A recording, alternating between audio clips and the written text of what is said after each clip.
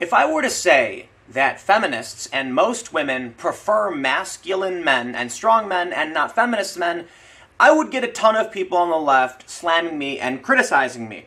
However, we have anecdotes that prove this to be true, and there's actually some data.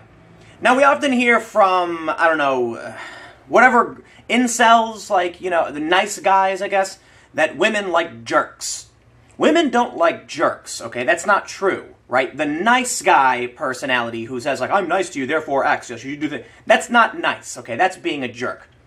Women like strong, confident, assertive men, for the most part. You know, people have individual choices, I recognize that, but women tend to like men who are assertive and traditionally masculine and tend to be dominant. It's actually not that big of a swing, though. It's not like 99% of women feel this way. I looked at a bunch of data, I've constantly looked at these stories, and it's something like 65 to 70% of women prefer dominant men versus submissive men, but there are a decent amount of women who like submissive men. Perhaps then it's these women who turn out to be feminists. I don't know. We have a funny story, though, from Pluralist. Woman married to perfect feminist man wishes he would cheat on her. I'm so bored. I'm going to do something first, though. I tried digging into this a little bit, and as it turns out, I think Pluralist is editorializing that this guy is a feminist because he's a co-parent in terms of domestic work. Nowhere in this woman's actual article does she talk about feminism. Nor on her Twitter account. I didn't find any. Maybe she is. Okay. But this woman's story is that her husband is Mr. Perfect. He's morally good. He takes care of the housework. And she's bored. And she wants him to cheat on her. And she wants someone more traditionally masculine. She does talk about how, you know, like, betrays her feminist side and stuff like that. But I don't think she actually ever explicitly says feminist. Though Pluralist, I think, makes that association. So let's look at this story, but I also have some other examples, like the New York Times and the Washington Post, talking about how, you know, look, man, in my personal experience, the feminist women I know, they don't like feminist guys. I mean, maybe, but not the women I've met, not the feminists I've met, okay? So, but we'll get into that in a second. So I have this Washington Post and New York Times story, and one's like an anecdote, and one looks at data that shows that, for the most part, women do want more dominant men, and feminist men are not that. For the most part. You can be a traditionally masculine man and respect certain concepts, like certain aspects of feminism, but not the way male feminists tend to be. You know what I mean? Like, let's read the story. Before we get started, head over to timcast.com/donate if you want to support my work. There's a monthly donation option with PayPal, cryptocurrency, physical address. But of course, share this video if you think what I talk about is worth other people hearing, because YouTube doesn't want to suggest my videos anymore. It is what it is. They say, a female journalist complained in an op-ed last week that her selfless and attentive husband leaves her so bored she wishes he would cheat on her. Writing for The Sun, Claire O'Reilly, 40, said she calls her spouse John Mr. Perfect. She described him as the stuff of feminist co-parenting dreams. If I told him on Friday I was spending Saturday chilling at a spa, he'd probably drop me there so I didn't have to drive. Then take the kids to their clubs before making sure the house was tidy. O'Reilly hinted that in her English household, stereotypical gender roles are flipped. Just last week, he went out with a friend for a long planned pint, and I was in a foul mood before he went because I had to put the washing away and make the kids packed lunches, she said, suggesting her husband usually handles such domestic tasks. Kind of. You're being a little hyperbolic here, Mr. Pluralist, but we get the point. What this really is about, I think it's fair to say, remove the assumptions about feminism. We have a woman who has split gender roles, and that's fine. I'm not someone who's super hardcore into traditionalism, right? So if a guy wants to do the dishes, I really don't care. And I actually think it's really important that fathers do some of this work and set a good example for their kids. So this doesn't necessarily, in my opinion, you know, make it overtly feminist. But what we are seeing is a woman who is upset that she's doing, you know, flip gender role stuff, and how she's bored by it. But let's read on, and then we'll go on to the actual, you know, other anecdotes. She says, John's ridiculous moral compass has come to be a bone of contention.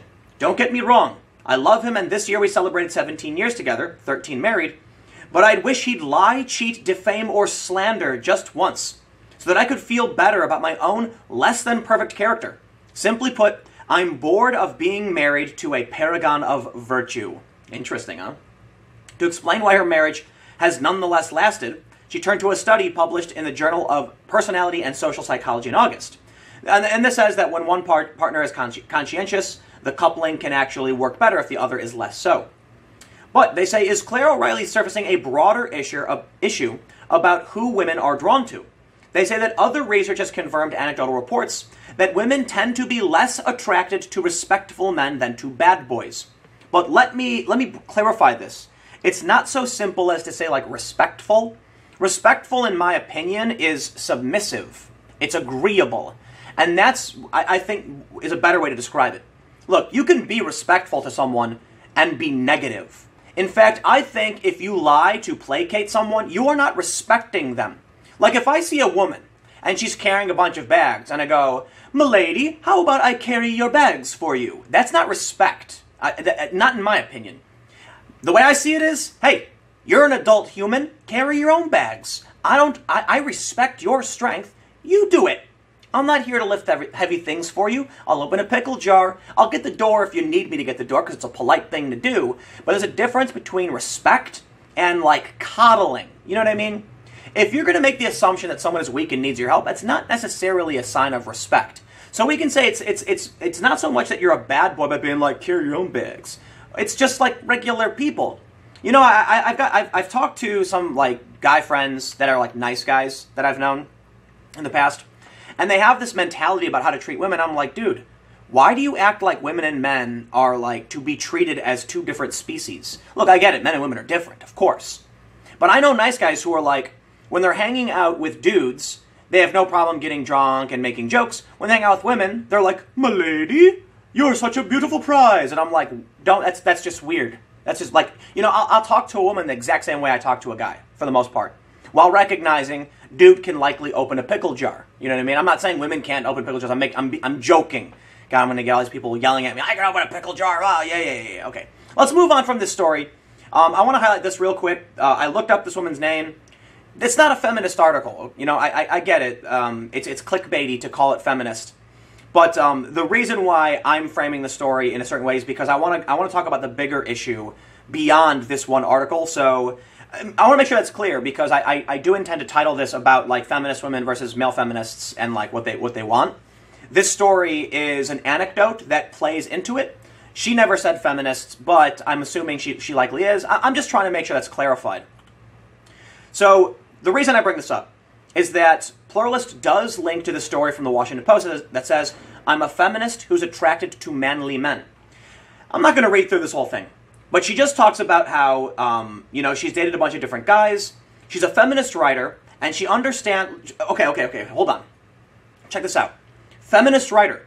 And she said, on a date with a guy, he put his hand firmly on her butt, pretending to usher her through a crowd. He didn't ask, before reaching over to rub her shoulders, as though he had a right to touch my body. And then she talks about how she liked it. That's the point of that I want to make in this video. As a feminist writer, I understand that these behaviors denote male entitlement and indicate that he might not respect women. No. And yet I was turned on. I have always been attracted to... she goes on to say that I'm not going to play this out of context game. She goes on to talk about how she is attracted to dominant men. In my experience, I have found this to be true. In fact, I would say the only legitimate relationships I've ever had have been either like moderate left to like full-on feminist women. And this is what I try to explain with all my videos, like, dude, my friends are all left. They're not far left. I do have some friends who are far left, but that's kind of like created a really bad rift because they're going off the rails. Most of my friends are like default left. Right? They're just like urban Democrats. They have pretty urban Democrat opinions. They don't really know a whole lot about news, nor do they care. They're very passive. And then I have some friends that are very left, that are for gun control and all these things, and we have these conversations, but they're good people. They're my friends.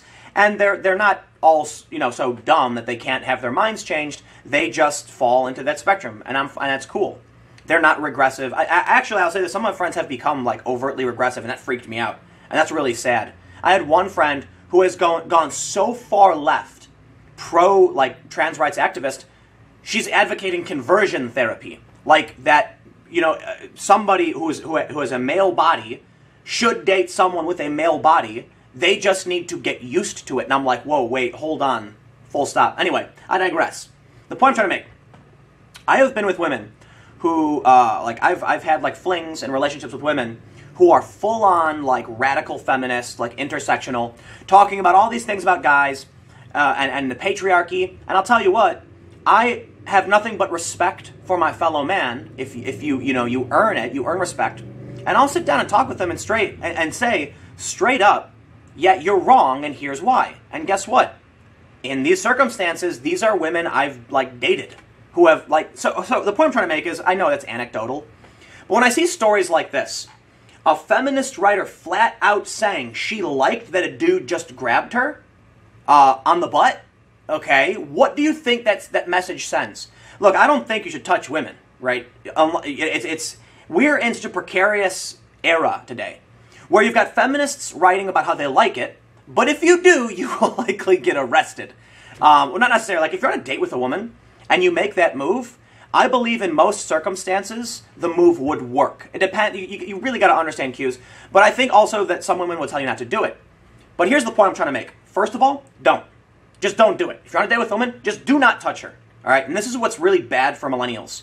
The Me Too era is insane. For me, yeah, you'll see a photo of me with, like, any woman, and it's like there's a nice gap in between us. I'm not playing any games. No way. Because look at Aziz Ansari. Aziz Ansari, what did he do? He had a bad date, and then all of a sudden they have this viral article accusing him of all his wrongdoing. It's like, what? The dude had a bad date. He was trying to hook up with some chick. He was doing less than what this guy did, and she writes about how she liked it. So what signal does that send to guys when you straight up say, hey, you know, feminists, I believe this, and, like, men shouldn't do this, but when a man does it, haha, it's good. What you think people? So I'll tell you this. Mad Magazine has a famous, a long-running segment called A Mad Look At. And it's a series of comics about some topic. One of them, a long time ago, was called A Mad Look at Public Displays of Affection, or something like that, like PDA. I can't remember exactly what it was, but there was a cartoon where it was this beautiful man and this beautiful woman, and they're kissing, and the woman's got her foot up, and all of these people are standing around going like this, "Aw, it's so cute." The next panel was a fat guy and a fat woman kissing, and the woman had her leg up, and people were angry like, "Urgh." And I think they make a good point. A lot of people will say that the line between creepy and charming is how attractive the guy is. And you gotta admit, there is some truth to that. If some, like, you know, chiseled 6'5" dude with, like, muscles and, like, a beard and, like, slick back hair and tattoos walked out with a smile and was like, "Hey, pretty lady, what can I get you over at the bar?" They'd be like, "Oh, confident. Oh my God." Now imagine, like, a short, fat, bald guy walking up and going like, "Hey, lady, what can I get you at the bar?" They're going to be like, "Oh, creepo." So the point is, we're in an era today where I say just don't do it. You're going to get in trouble. Even if they write that they like it, well, that's too bad. You know, we're in this era where Neil deGrasse Tyson literally took a woman's arm and looked at her tattoo, and she then later says it was inappropriate assault or something. And he gets in trouble for it. And then you see Keanu Reeves doing hover hands. I don't blame him. I don't even dare do hover hands. Okay? Like, Keanu Reeves has his hands around a woman, and his hands floating. Nah. Look at the photos I've taken with people, and there's a nice gap in between. Because I don't play that game. Not for these, like, public... If I don't know you, I'm not touching you, period. I don't care if we're on a date or otherwise. I have my friends I've known for years. I have, like, past flings and people I date. Yeah, we can act like normal human beings, but this stuff gets crazy, man. So anyway, this video is going long because I think this is a bigger issue that I could make, like, a 3-hour-long, like, you know, keynote presentation about these concepts and ideas. We have this story from the New York Times that was also brought up by a pluralist. Does a more equal marriage mean less lovemaking? I don't know. I guess the answer is yes. But these stories are old, but they follow a similar thread that I think Jordan Peterson said something about feminists secretly desiring a dominant culture like Islam, and he got really attacked for it. Because I think that's a bit extreme. You know, I'm not a psychologist. Maybe he knows better. But I would just say that I think there are a lot of guys that pretend to be male feminists because they want to, like, weasel their way into, you know, the bedroom with women. And then you have guys who don't care and will say exactly what they think and exactly why, while still being respectful, and that's true confidence, And in my experience, the feminist women I've talked to like that have enjoyed my company, and I've enjoyed theirs. By all means, you can tell me all your hopes and dreams. That's great. I wish you the best, and I will help you achieve those things. And I'm going to do my thing and say what I think, and I don't care what else. I'm me, you're you, end of story. You'll never see me doting, oh, my lady, or anything like that. No. Don't, to quote Homie the Clown, homie, don't play that. That's not what I'm all about. And so I think this ultimately brings us to, let me make like the final point. We are now in an era where you have feminist writers who have written about how they enjoy men grabbing them without consent, and it turns them on. Not all women, it's just I'm talking about one feminist writer in the Washington Post. We have data that talks about similar things. Women want assertive, confident men. And you have a woman who's saying, I wish my husband would cheat on me, I'm so bored. I kid you not, that's the actual, look at this. The Sun, it's exhausting. I'm bored of being married to Mr. Perfect. I wish he'd cheat so I could feel better about myself. Mixed messages. So ultimately, I think what we're seeing is the media has run wild with insane stories. And so now you have men and women trying to fit in socially, acting like they believe things or feel things they don't. I have no problem being honest. I wish everyone else would be too. Okay? I think there are a lot of women, and I'm not saying most, but I'm saying there's a lot of women who would prefer to be housewives and have kids, but they feel like they can't. And that's not my opinion. I'm not a woman. It's because I have talked about this with a bunch of women and found anecdotally, there are many women who say, I feel like if I wasn't doing this, I'd be shamed or ridiculed. I can't rely on a man and all that. And I have met women I have dated who have said, I really wish I didn't have to work.